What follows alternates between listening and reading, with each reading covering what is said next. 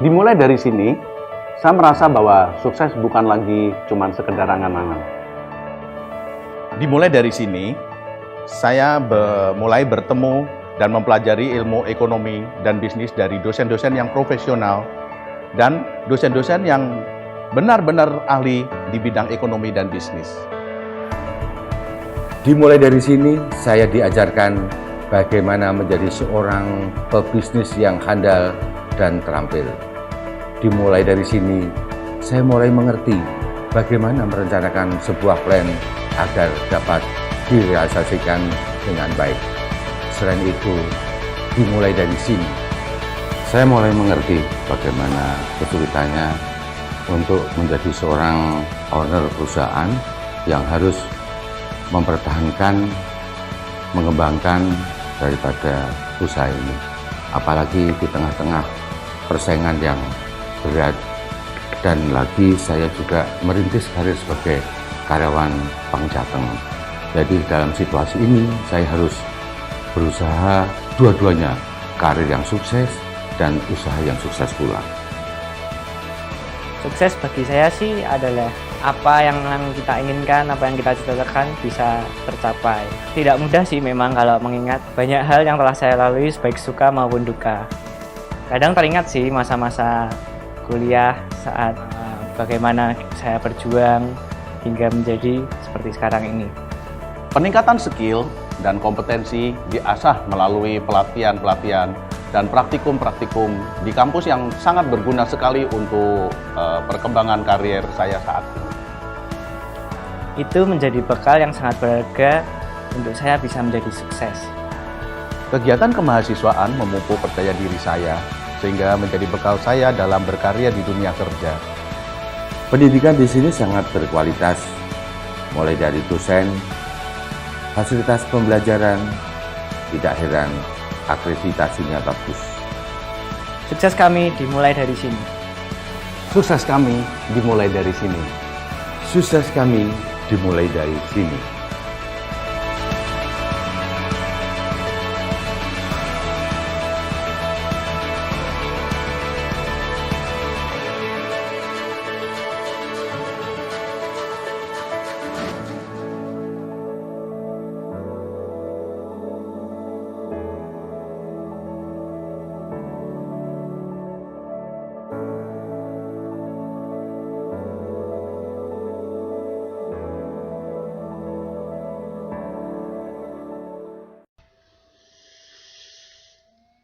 Assalamualaikum warahmatullahi wabarakatuh.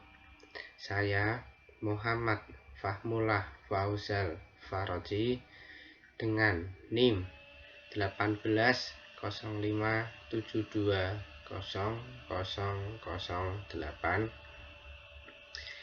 Prodi S1 Akuntansi, Fakultas Ekonomi dan Bisnis, Universitas Stikubang, Semarang. Dalam pertemuan kali ini, saya akan menjelaskan tentang audit investigatif dengan teknik audit.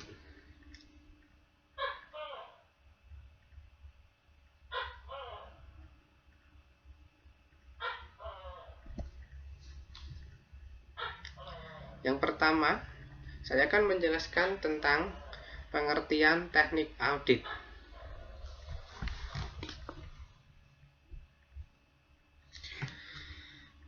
Teknik audit adalah cara-cara yang dipakai dalam mengaudit kewajaran penyajian laporan keuangan. Hasil dari penerapan teknik audit adalah bukti audit. Oleh karena itu, ada penulis yang menggunakan istilah teknik audit dan jenis bukti audit dalam makna yang sama.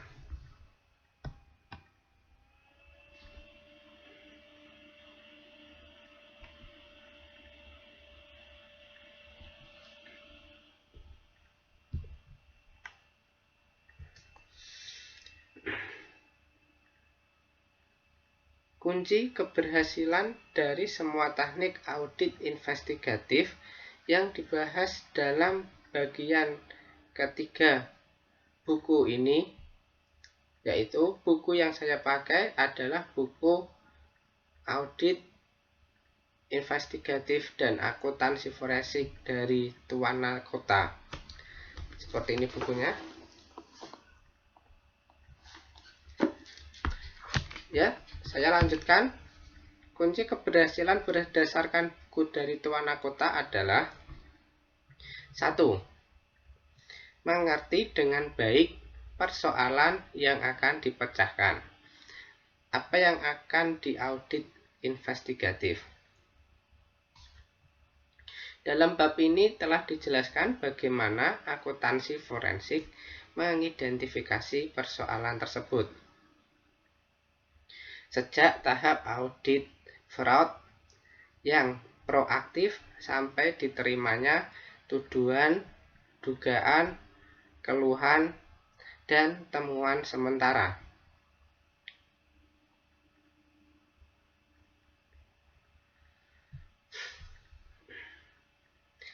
Kedua adalah kuasai dengan baik-baik teknik audit investigatif. Penguasaan yang baik memungkinkan investigator menerapkan teknik yang tepat untuk menyelesaikan persoalan yang kita identifikasi. Sama seperti pemancing di atas atau seorang seni pahat memilih alat yang tepat dalam setiap tahap pekerjaannya. Kunci keberhasilan yang nomor 3 adalah cermat dalam menerapkan teknik yang dipilih. Meskipun tekniknya tepat, apabila pelaksanaannya tidak cermat, hasilnya tidak seperti yang diharapkan.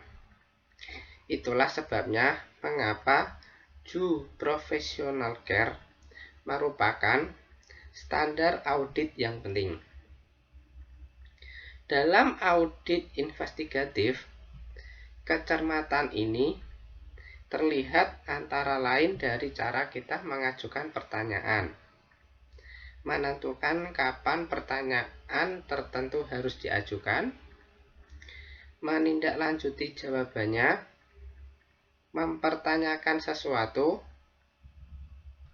yaitu misal ungkapan khas investigator. Apa iya? Adakah cara atau cara lain? Apakah ini tidak terlalu bagus untuk dibenarkan? Atau too good to be true? Dan masih banyak lagi contoh-contoh dari pertanyaan-pertanyaan dari seorang auditor investigatif.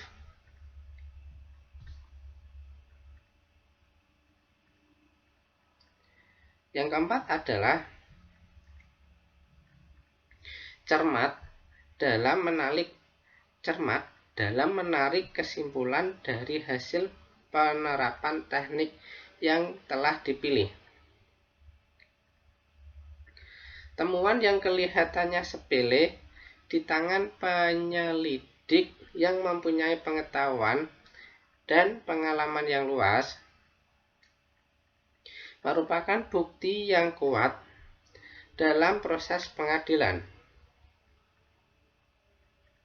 Kecermatan dalam menafsirkan temuan jelas terlihat dalam komputer forensik.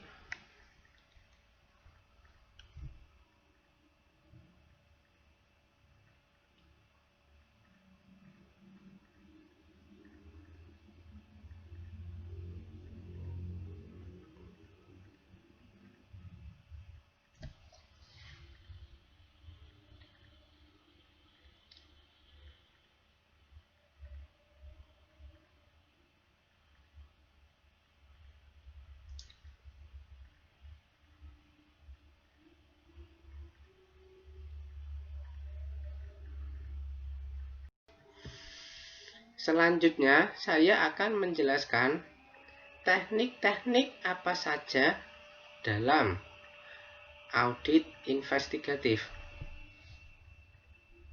Teknik yang pertama adalah memeriksa fisik. Teknik yang kedua, meminta konfirmasi. Teknik yang ketiga, memeriksa dokumen. Teknik yang keempat adalah review analytical. Teknik yang kelima adalah meminta konfirmasi lisan atau tertulis dari auditee. Teknik yang keenam adalah menghitung kembali, dan teknik yang terakhir adalah mengamati.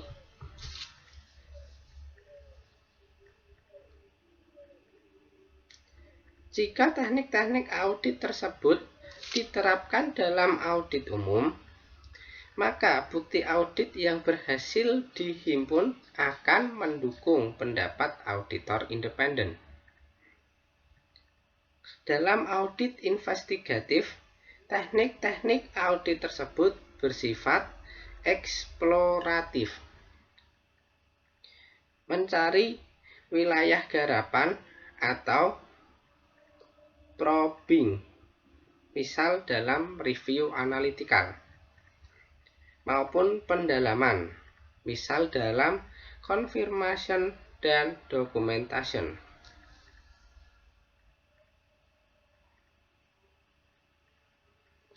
Teknik-teknik audit relatif sederhana untuk diterapkan dalam audit investigatif. Sederhana namun ampuh.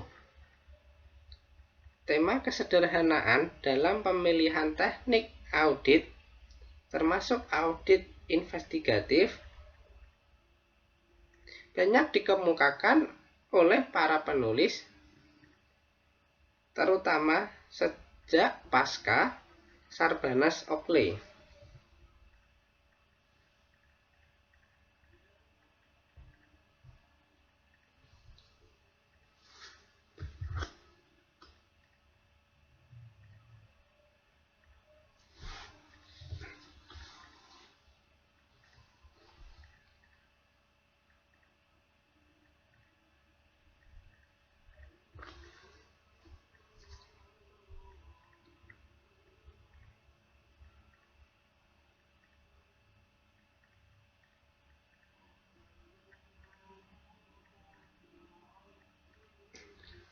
Misal saja ada buku yang berjudul Fraud 101 yang ditulis oleh Howard R. Davia. Beliau adalah seorang akuntan forensik dari General Accountability Office di Amerika Serikat.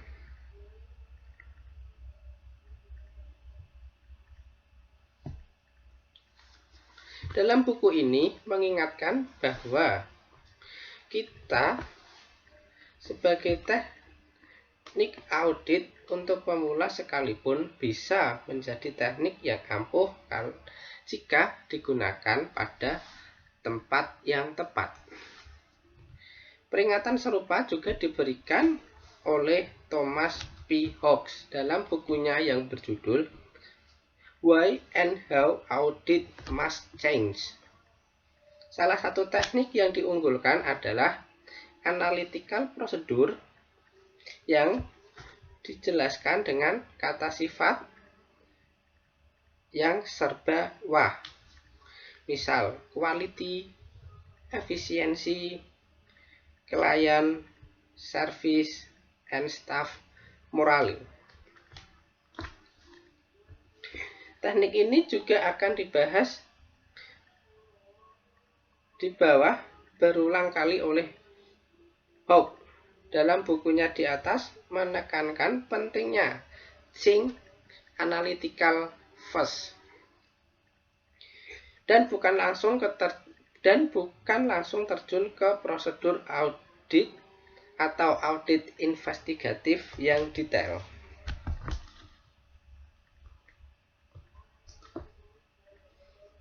Mengenai sifat eksploratif dari teknik audit untuk audit investigatif, Davia dalam bukunya di atas mengibaratkan orang memancing. Memancing bukanlah sekedar memasang umpan pada kail dan melempar tali pancing sambil mengharapkan ikan akan datang. Mungkin saja ikan akan datang dan memakan umpan. Banyak auditor mencoba menangkap fraud dengan cara demikian. Pemancing yang terampil mulai dengan bertanya pada dirinya, ikan apa yang akan kupancing hari ini? Untuk ikan yang berbeda, ada pancing yang berbeda pula.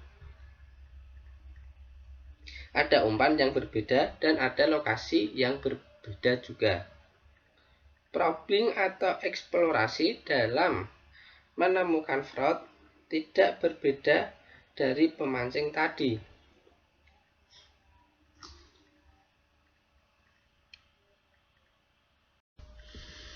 Baik, saya akan melanjutkan tentang teknik-teknik audit investigatif secara lebih detail.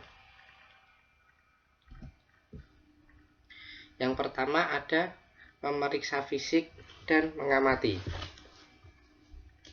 Memeriksa fisik atau physical examination lazimnya diartikan sebagai penghitungan uang tunai, kertas berharga, persediaan barang, aset tetap, dan barang berwujud lainnya.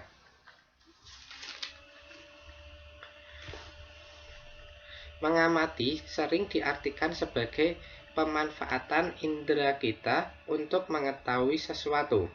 Kalau kita melakukan kunjungan ke pabrik, kita bisa melihat luasnya pabrik, peralatan yang ada, kegiatan yang dilakukan, banyaknya dan beragamnya tenaga kerja.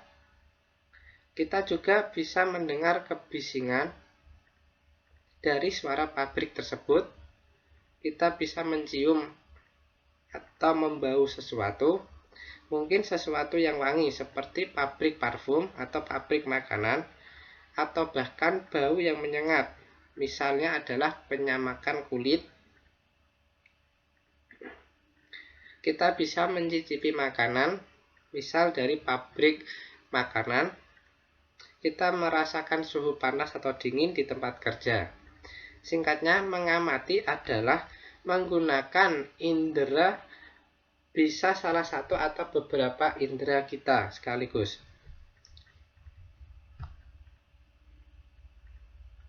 Untuk audit investigatif, penulis tidak membedakan pemeriksaan fisik dan pengamatan. Dalam kedua teknik ini, investigator menggunakan inderanya untuk mengetahui atau memahami sesuatu. Dari beberapa contoh di bawah ini, kita melihat berbagai tingkat pemahaman yang bisa diperoleh dari pengamatan dan pemeriksaan fisik.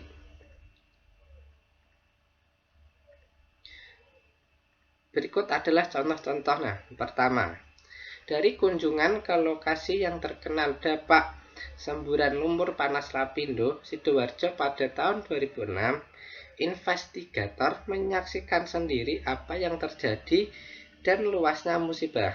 Ini salah satu bentuk pemahaman. Investigator mempunyai bayangan. Pemahaman ini penting ketika nantinya ia membaca laporan para ahli secara rinci tentang luasnya kerusakan dan besarnya kerugian. Kedua adalah dari kunjungan ke wilayah yang terkena gempa, para relawan dan petugas dari dinas sosial dapat menentukan besarnya jumlah kilometer jalan, rumah, sekolah, rumah ibadah, kantor, pabrik, dan lain sebagainya yang rusak. Pemahaman ini lebih dalam dari bayangan mengenai intensitas kerugian akibat semburan lumpur panas tadi. Di sini ada data yang kuantitatif. Contoh yang ketiga, Pengamatan tenaga ahli dari maskapai asuransi akan memberikan kepadanya pemahaman yang lebih mendalam lagi, yaitu siapa yang bertanggung jawab dan siapa yang layak menerima klaim ganti rugi.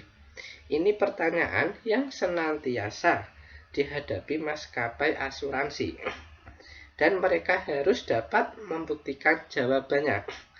Investigator seringkali menghadapi situasi ini yang bersamaan. Yang keempat adalah pengamatan juga dapat memberi petunjuk adanya kecurangan atau fraud. Kalau saja investigator mengamati jalan, SD Impres, dan bangunan lain sebelum bangunan-bangunan tersebut roboh, mereka mempunyai petunjuk penting tentang kemungkinan korupsi dalam pembangunan infrastruktur.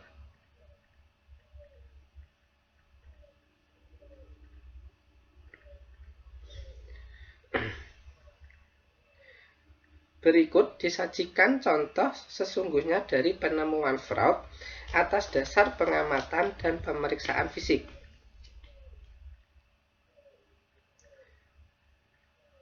Contoh 1. Biaya kontrak pengecatan gedung-gedung Pentagon di luar biasa tingginya dan terus meningkat dari tahun ke tahun.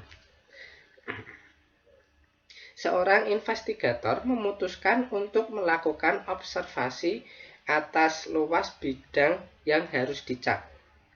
Ia memperoleh data mengenai luas bidang yang harus dicat dari pengawas bangunan. Investigator melakukan kunjungan lapangan. Ia membandingkan gambar yang diberikan pengawas bangunan dengan kenyataannya. Pengamatannya menunjukkan kesenjangan yang besar antara luas bidang dengan kontrak dengan luas bidang yang diamatinya. Penelitian lebih lanjut menunjukkan luas bidang dalam kontrak kerja juga meliputi gorong-gorong air di bawah tanah yang tidak pernah dicat. Karena memang tidak perlu dicat, investigator berhasil membuktikan bahwa kontraktor dan building engineer melakukan kolusi yang merugikan Pentagon.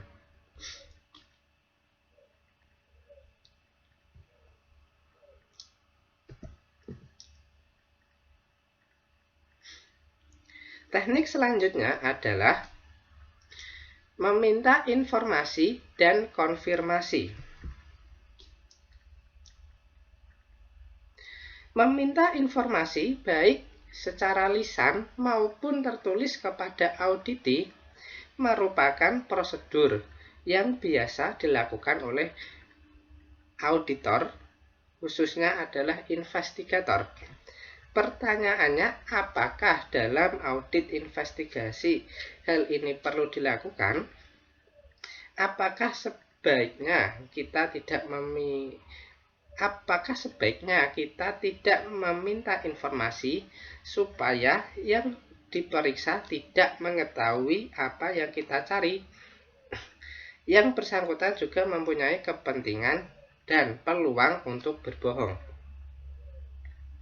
Seperti dalam audit, juga dalam audit investigatif, permintaan informasi harus diperkuat atau dikolaborasikan dengan informasi dan sumber lain atau diperkuat dengan cara yang lain.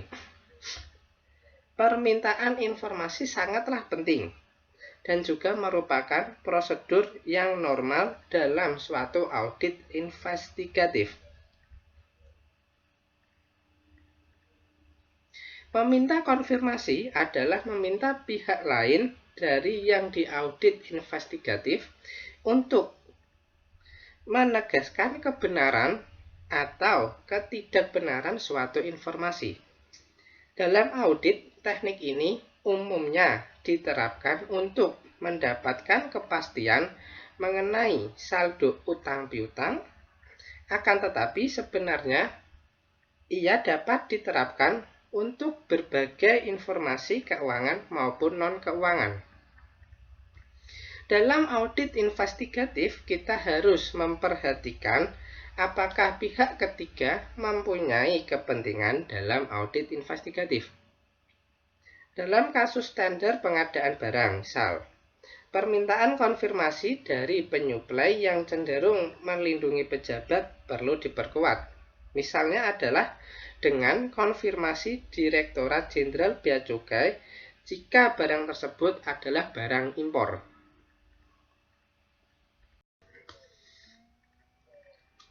Teknik selanjutnya adalah memeriksa dokumen. Teknik ini tidak memerlukan pembahasan khusus. Tidak ada audit investigatif tanpa pemeriksaan dokumen. Hanya saja, dengan kemajuan teknologi, definisi dokumen menjadi sangat luas, termasuk informasi yang diolah, informasi yang disimpan, dan dipindahkan secara elektronis atau secara digital.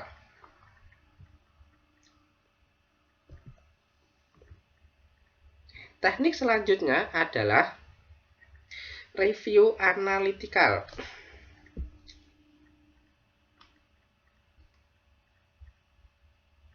Deloitte Hanskin & Sells mencatat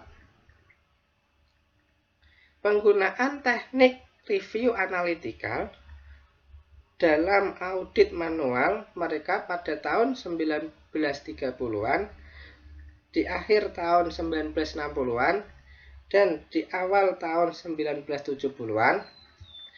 DHS mengembangkan berbagai perangkat lunak untuk review analytical.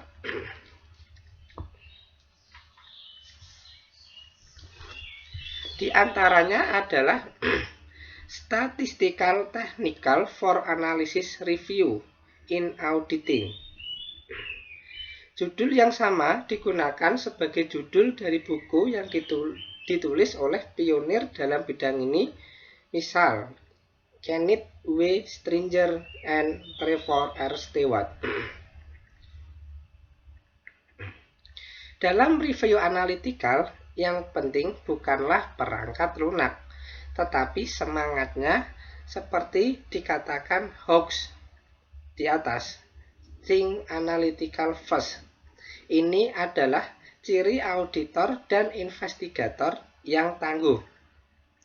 Kuasai gambaran besarnya terlebih dahulu.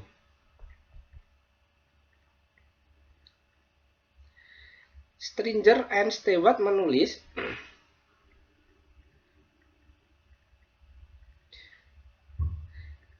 analytical review is a form of deductive reasoning in which the propriety of the individual detail in inferred from evidence of the reasonableness of the aggregate result. Perhatikan, mereka mendefinisikan review analytical sebagai a form of deductive reasoning, sebagai bentuk penalaran deduktif.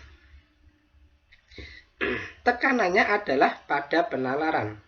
Proses berpikirnya, penalaran yang membawa seorang auditor atau investigator pada gambaran mengenai wajar, layak, atau pantasnya suatu data individual disimpulkan dari gambaran yang diperoleh secara global, menyeluruh atau agregat. Hal ini akan diperagakan dengan contoh sebagai berikut.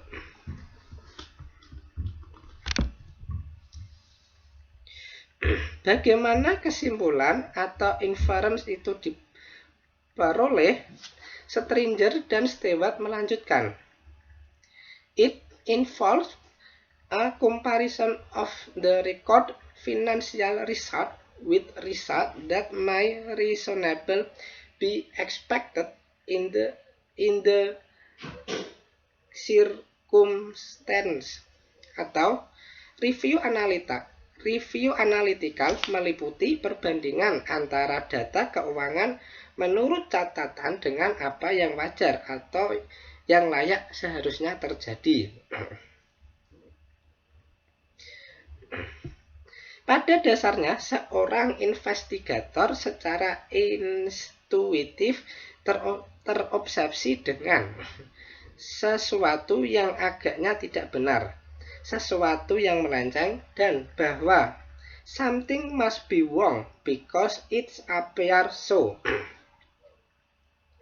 Oleh karena itu, ia memerlukan patokan atau benchmark untuk membandingkan dengan apa yang dihadapi.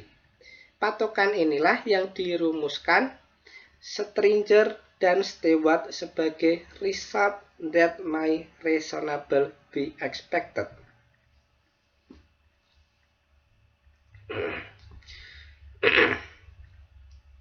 Misalnya, kita sedang mengaudit investigatif suatu bank yang berkewajiban memungut pajak penghasilan atas bunga yang diperoleh nasabahnya. Apakah bank menyetorkan pajak penghasilan ini sesuai ketentuan, baik dalam jumlah maupun waktu penyetoran? Apakah audit investigatif ini harus dimulai di cabang-cabang atau kantor-kantor perwakilan? Menurut review analytical adalah tidak. Kita mulai dengan mencocokkan angka-angka agregat. Pertama, kita tentukan jumlah pajak penghasilan yang sudah disetor untuk bank secara keseluruhan. Selanjutnya, kita hitung apakah yang dikatakan Stringer dan Stewart sebagai result that may reasonably be expected. Ini adalah hasil perkalian antara tarif pajak dengan jumlah bunga yang dibayarkan bank itu kepada para nasabahnya. Perbedaan antara data A dan data B bisa merupakan perbedaan waktu saja, yaitu perbedaan antara saat memotong dan saat menyetorkan pajak penghasilan. Timing difference ini juga mudah dilokalisasikan.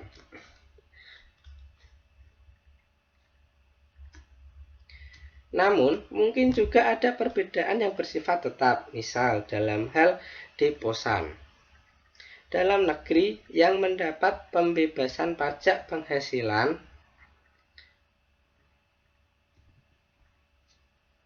dan deposan di cabang-cabang di luar negeri di mana bank tidak berkewajiban memungut pajak penghasilan. Perbedaan ini mudah diketahui karena umumnya jumlah deposan dalam negeri yang dibebaskan tidak banyak. Sedangkan untuk deposan di cabang-cabang di luar negeri, kita dapat mengabaikan seluruh data bunga luar negeri.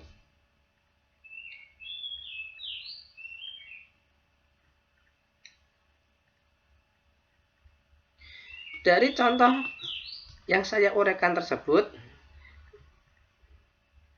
kita dapat kaji definisi dari review analytical yang disebut adalah a form of deductive reasoning in which the propriety of the individual details is inferred from evidence of the reasonableness of the aggregate result.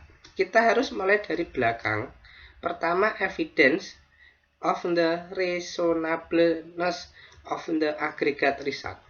Ini diperoleh dari data B yang diadjust untuk deposan dalam negeri yang dikecualikan pemungutan pajak penghasilan dan bunga di cabang-cabang luar negeri.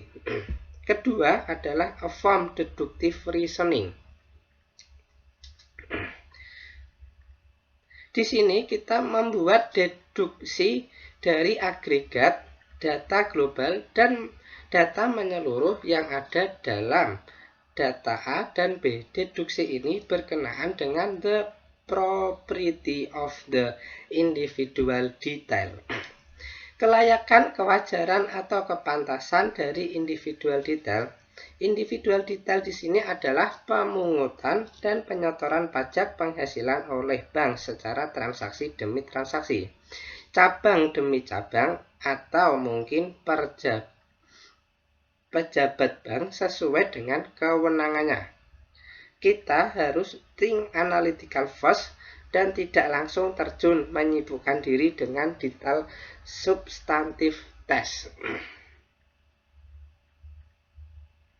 Ada berbagai macam variasi dari teknik review analytical, namun semuanya didasarkan atas perbandingan antara apa yang dihadapi dengan apa yang harus terjadi, dan berusaha menjawab sebabnya terjadi kesenjangan, apakah ada kesalahan, fraud, atau salah rumus patok. Dalam review analytical ada beberapa teknik yang digunakan. Yang pertama adalah Betrieb Vergleich dan Zeitvergleich. Yang kedua adalah membandingkan anggaran dengan realisasi. Yang ketiga adalah analisis vertikal dan horizontal. Yang keempat adalah hubungan antara satu data keuangan dengan data keuangan yang lain. Yang kelima adalah menggunakan data non-keuangan. Yang keenam, regresi atau analisis tren. Dan yang terakhir adalah menggunakan indikator ekonomi mikro. Baik, saya akan menjelaskan satu persatu dari teknik review analytical yang saya uraikan tersebut. Yang pertama ada Betrieb Vergleich dan Zeitvergleich.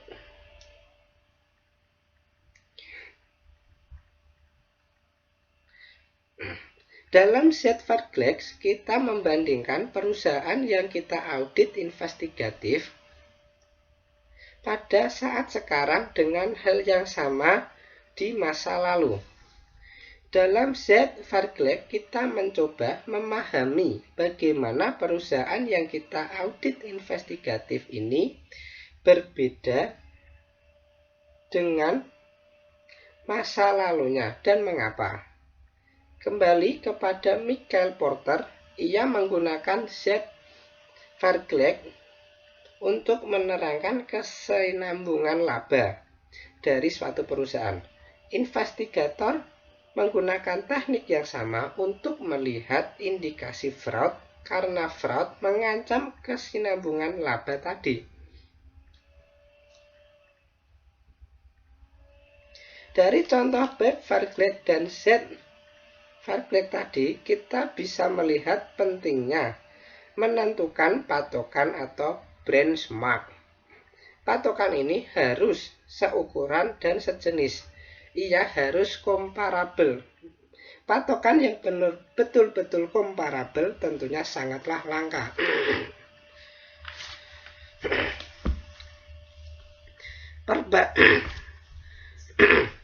Perbandingan tidak otomatis berarti bahwa patokan atau benchmark-nya yang benar. Atau kalau ada penyimpangan yang signifikan, pastilah penyimpangan itu merupakan kesalahan data yang kita audit. Belum tentu itu sebabnya judgement sangat penting. Kecermatan sangat mutlak jika perlu cari data pembanding lainnya. Hal utama adalah mengerti kenapa data itu berbeda.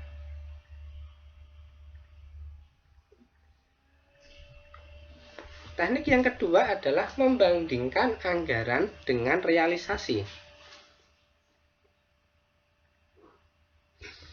Membandingkan data anggaran dan realisasi dapat mengindikasikan adanya fraud.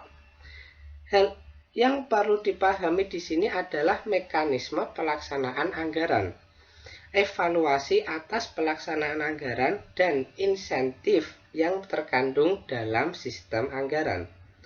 Dalam entitas yang merupakan profit center atau revenue center, pejabat tertentu menerima insentif sesuai dengan keberhasilan yang diukur dengan pelampauan anggaran. Investigator perlu mengantisipasi kecenderungan realisasi penjualan dibuat tinggi, penjualan kredit, dan pengiriman barang secara besar-besaran pada akhir tahun merupakan indikasi mengenai hal tersebut. Pengembalian barang sudah akhir tahun memperkuat indikasi adanya kecurangan. Di sektor publik, tahun 2005 dan tahun 2006 terlihat hal sebaliknya. Pemerintah mengeluh soal rendahnya penyerapan anggaran. Kambing hitamnya kali ini adalah sistem anggaran yang berubah. Kinerja KPK dan pengadilan kasus-kasus korupsi yang menggebu-gebu membuat para pejabat enggan menjadi pimpinan proyek. Meskipun contoh ini terbalik dari contoh sebelumnya, penjelasannya adalah sama dan tidak adanya insentif.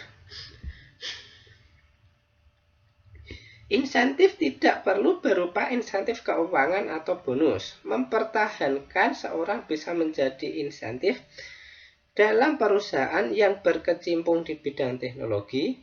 Dewan Komisaris berupaya menjatuhkan anggota direksinya dengan mempertanyakan kenapa anggaran modal untuk mendatangkan peralatan berteknologi tinggi belum juga direalisasikan.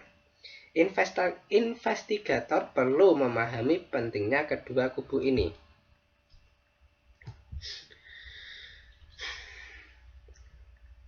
Teknik selanjutnya adalah analisis vertikal dan horizontal. Analisis vertikal dan horizontal merupakan analisis rasio laporan keuangan.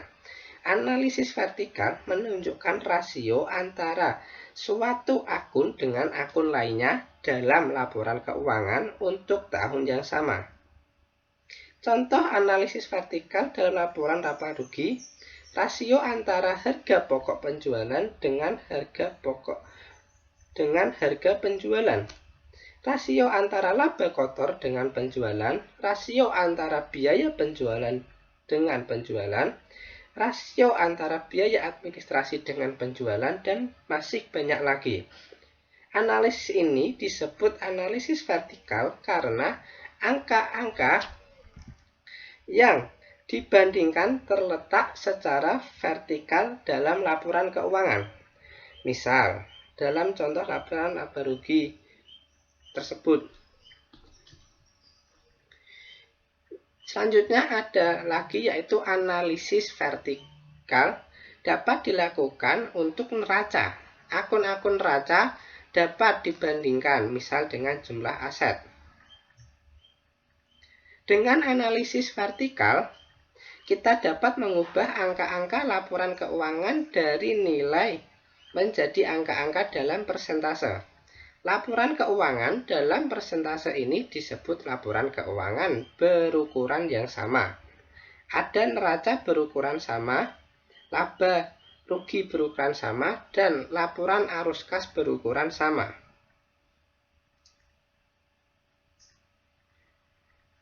Lalu, apa guna laporan berukuran sama?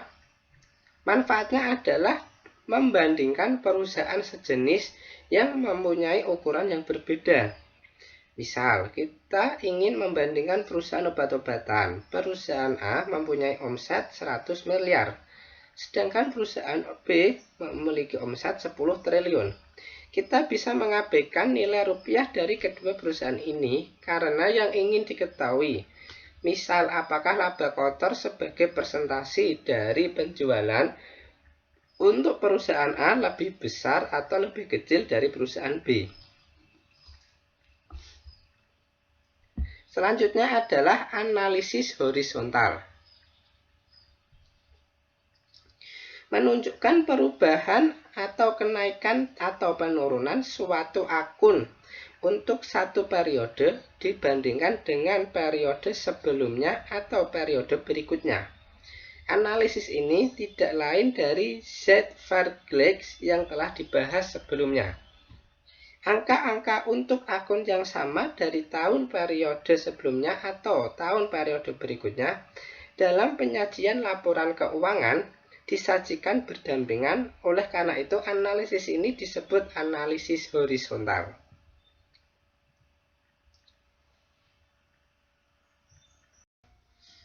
Selanjutnya adalah hubungan antara satu data keuangan dengan data keuangan lainnya. Beberapa akun, baik dalam satu maupun beberapa laporan keuangan, bisa mempunyai keterkaitan yang dapat dimanfaatkan untuk review analitikal.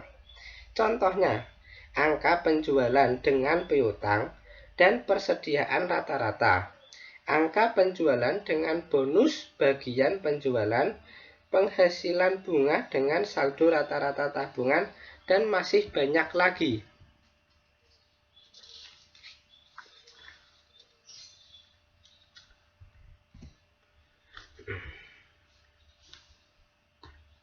Menggunakan data non-keuangan.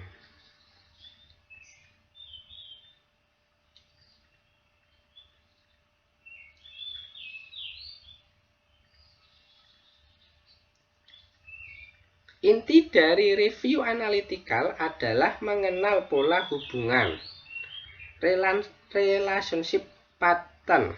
Pola hubungan ini tidak mesti hanya antara satu data keuangan dengan data keuangan lainnya. Pola hubungan non-keuangan pun bisa bermacam-macam bentuk. Salah satu contoh, dalam bisnis perkebunan ada hubungan antara jumlah pupuk yang dipergunakan dengan hasil produksi atau panen. Angka masukan maupun keluaran dinyatakan dalam satuan non-keuangan, seperti jumlah ton untuk pupuk dan sawit.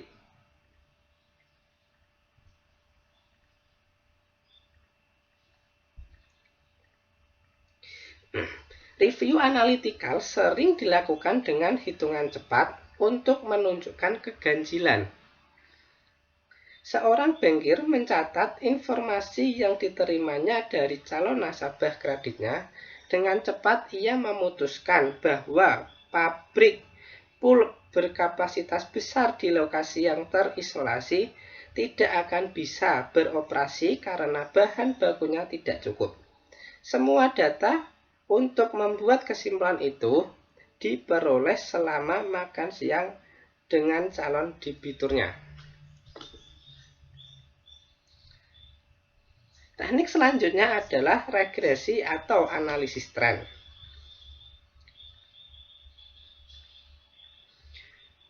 Dengan data historikal yang memadai, review analitikal dapat diungkapkan secara tren. Berbagai perangkat lunak mempermudahkan perhitungan dan grafiknya, misal STAR, perangkat lunak Deloitte yang disebutkan di atas. Dan metode yang terakhir untuk review analitikal adalah menggunakan indikator ekonomi makro. Ada hubungan antara besarnya pajak penghasilan yang diperoleh dalam suatu tahun dengan indikator ekonomi secara inflasi, tingkat pengangguran, cadangan devisa, indikator ekonomi negara-negara yang menjadi partner perdagangan Indonesia, harga minyak mentah, dan komoditas lainnya. Ini merupakan bidang studi yang ditekuni para ahli ekonom makro dan ekonometri.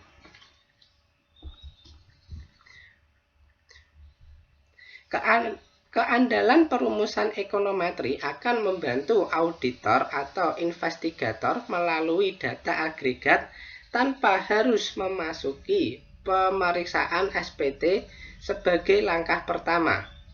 Kalau ada indikasi kuat, baru kita ke pemeriksaan SPT dengan net worth method atau expenditure method.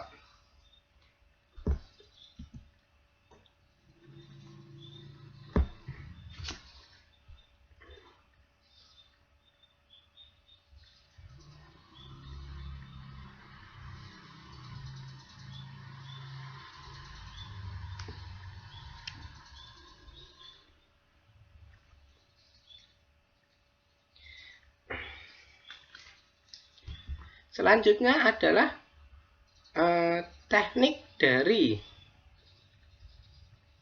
audit investigatif dengan teknik audit adalah menghitung kembali.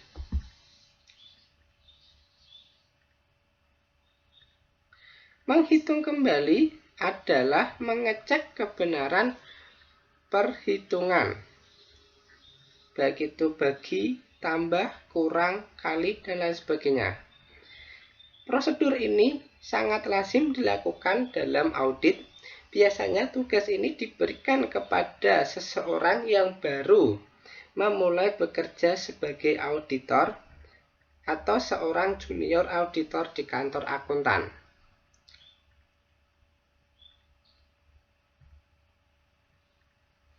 Dalam audit investigatif, perhitungan yang dihadapi umumnya sangatlah kompleks, didasarkan atas kontrak atau perjanjian yang rumit. Mungkin sudah terjadi perubahan dan renegosiasi berkali-kali dengan pejabat yang berbeda. Perhitungan ini dilakukan atau disupervisi oleh investigator yang berpengalaman.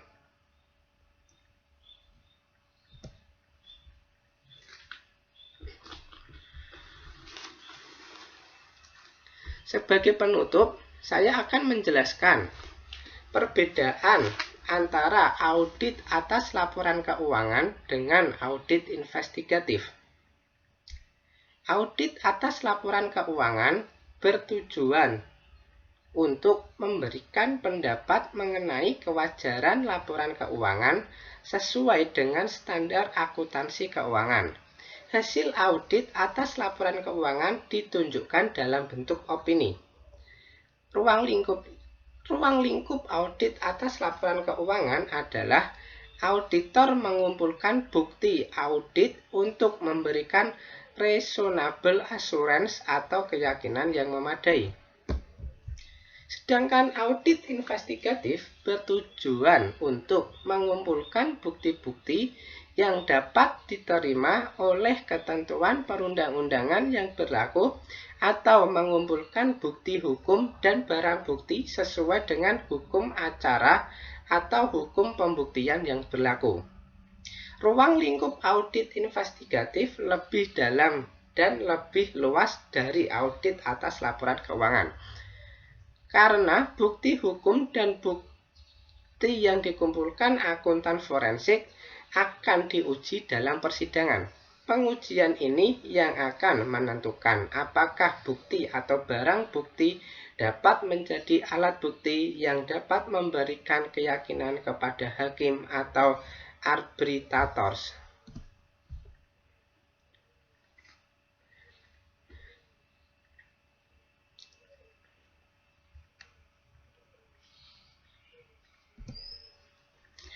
Terima kasih. Itu saja presentasi yang dapat saya sampaikan. Apabila ada kekurangan atau kesalahan, saya mohon maaf yang sebesar-besarnya. Jangan lupa untuk terus belajar dan jangan sampai malas belajar. Semangatlah untuk terus belajar hingga akhir hayat kita. Karena dengan belajar, kita memiliki banyak sekali pengalaman dan wawasan. Tetap belajar dan terus belajar. Terima kasih. Wassalamualaikum warahmatullahi wabarakatuh.